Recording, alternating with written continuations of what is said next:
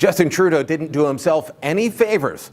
I'm Brian Lilley. This is Lilley Unleashed. Look, Justin Trudeau came out to speak to the cameras, to take questions from reporters. This was supposed to be his statement of contrition. Remember, his office had been saying for 2 days he's going to put out a statement of contrition, almost an apology.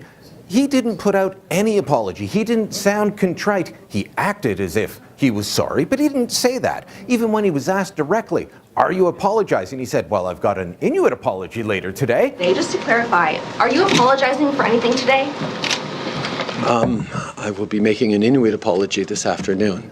But he wasn't going to apologize to the people of Canada. He wasn't going to apologize to Jody Wilson-Raybould. He wanted you to think this was all just a misunderstanding. And then he tried splitting hairs over and over again. There was an erosion of trust between my office and specifically my former principal secretary and the former Minister of Justice and Attorney General. I was not aware of that erosion of trust. As Prime Minister and leader of the federal ministry, I should have been. You know what? Justin Trudeau is starting to sound an awful lot like Bill Clinton. Remember Clinton's famous line, "It depends on what the meaning of the word is"? It depends upon what the meaning of the word is. Yes. Justin Trudeau wants you to think that nothing improper ever happened. Sure, he knew that the Attorney General had made up her mind not to give a sweetheart deal to SNC-Lavalin on their bribery charges. He knew that she had said her decision was final. But his principal secretary didn't know, and other people kept going to her and saying, "We need you to consider political ramifications of this. We need you to think about our re-election." Putting pressure on her to throw a criminal prosecution, that's against the law. It's not simply a misunderstanding.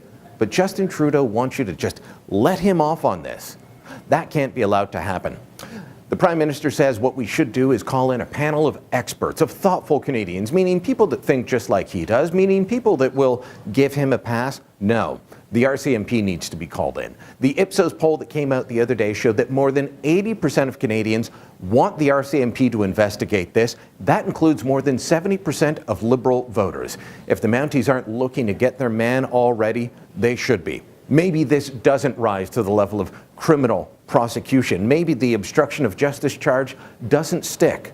But there's enough evidence there that we need to look at it, because we can't have a justice system that depends on who you know in the PMO, and that determines whether you get charged or whether you get a pass. Let us know what you think. Log on Facebook or Twitter and make sure you subscribe to our YouTube channel.